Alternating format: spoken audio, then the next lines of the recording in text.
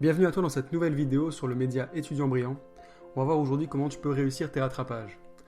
Les résultats d'examen viennent de tomber et tu n'as malheureusement pas les points nécessaires pour passer à la première session. Ou bien, tu es simplement un étudiant qui cherche des conseils pour améliorer ta méthode de travail. Dans ces deux cas, tu es au bon endroit. Aujourd'hui, on va voir ensemble 5 conseils pour que tu réussisses tes rattrapages. Avant toute chose, je voulais remercier les centaines d'étudiants qui ont téléchargé mon livre gratuit pour réussir leurs études. Le lien est en description si tu es intéressé. Et si tu aimes la vidéo, n'oublie pas de t'abonner et de mettre un pouce en l'air. Le premier conseil est d'apprendre de tes erreurs. Ce premier conseil est vraiment primordial. Le seul intérêt de faire des erreurs est d'en apprendre quelque chose. Sinon, c'est juste une perte de temps et pas une leçon de vie. Tu dois donc absolument comprendre pourquoi tu as échoué. Récupère ta copie, parle avec ton professeur, mais fais cet effort afin de pouvoir analyser ton échec. Normalement, il y aura 2 grands cas de figure. Soit tu as fait des erreurs sur des cours que tu as révisés, soit tu as fait des erreurs sur des cours que tu n'as pas révisés.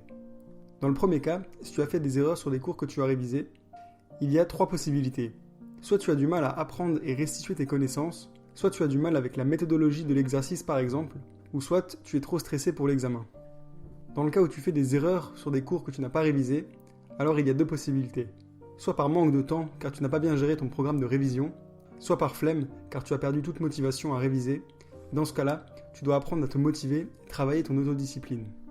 Sache que dans tous les cas que je t'ai énumérés, cela nécessite d'améliorer ta méthodologie de travail, car une bonne méthode de travail te permet de développer une discipline pour ne plus être l'esclave de ta motivation, de travailler dans un état de concentration imperturbable, de mémoriser facilement grâce aux techniques des champions de la mémoire, le tout en ayant une vie étudiante épanouie grâce à une bonne hygiène de vie.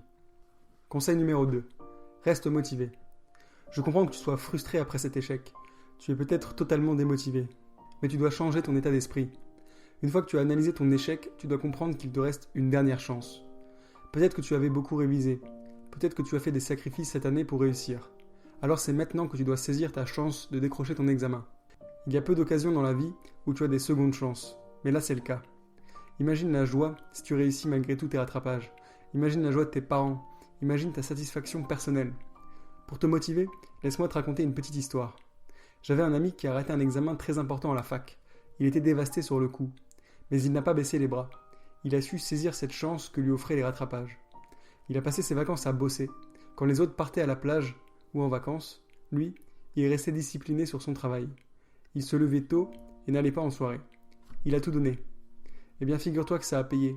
Il est aujourd'hui le métier dont il rêvait et ce rattrapage n'est plus qu'un lointain souvenir qu'il considère désormais comme une anecdote amusante.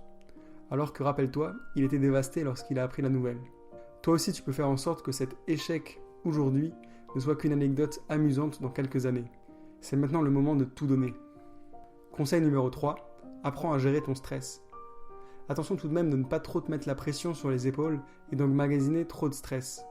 Un peu de stress peut te mettre un coup de pression psychologique positif pour te motiver et que tu te mettes au boulot. Mais si tu surcharges ton mental avec du mauvais stress, tu risques de faire des attaques de panique ou d'oublier tes connaissances le jour de l'examen. Pour lutter contre le stress, veille à avoir une bonne alimentation, un bon sommeil et surtout à faire du sport. Même un simple jogging de 15 minutes est bénéfique pour ta santé mentale. Conseil numéro 4, apprends à gérer ton temps. Apprendre à gérer son temps est une faculté très importante qui manque à beaucoup d'étudiants. Pourquoi ? Simplement parce que les étudiants ne sont pas formés à la gestion du temps à l'école. Pourtant, des grosses entreprises dépensent des sommes astronomiques pour former leurs employés à l'organisation. Imagine si des grosses boîtes sont prêtes à dépenser de l'argent pour ça. C'est qu'il doit y avoir un gros retour sur investissement. Eh bien c'est pareil pour tes études. Si tu apprends à gérer ton temps, tu vas être beaucoup plus efficace. Pour cela, tu dois faire preuve de stratégie. Est-ce que tu te rappelles comment Harry Potter fait pour gagner son premier match de Quidditch ? Il a simplement gardé en tête son objectif durant tout le match. Même si son balai a été détourné par un maléfice inconnu, même en étant poursuivi par des cognards, il n'a même pas cherché à attraper le soifle pour marquer un but. Non, lui, il était obsédé par quelque chose de bien plus important. Quelque chose qui allait lui permettre de réussir à coup sûr. Lui, sa priorité, c'était le vif d'or. Et il l'a attrapé. Et toi, quel est ton vif d'or ? Celui qui te permettra de réussir tes rattrapages. Plus précisément, quels sont les cours déterminants ? Ceux au plus gros coefficient, ceux qui tombent le plus souvent en rattrapage. Ceux qui valent le coup de mettre toute ton énergie dedans. Si tu restes focalisé sur ton vif d'or comme l'a été Harry Potter, toi aussi tu peux réussir. Conseil numéro 5. N'hésite pas à revoir ta méthode de travail. Peut-être que tu as une méthode de travail qui n'est pas efficace. Si tu as des rattrapages, c'est qu'il est très fortement probable que tu doives améliorer ta méthode de travail. Il y a plusieurs signaux qui indiquent qu'il est temps de changer, ou d'au moins d'améliorer ta méthode. Beaucoup de travail et pas assez de connaissances apprises. Tu prends du retard sur tes révisions. Tu as des difficultés d'apprentissage. Se mettre au travail te demande beaucoup d'efforts. Tu as des mauvaises notes.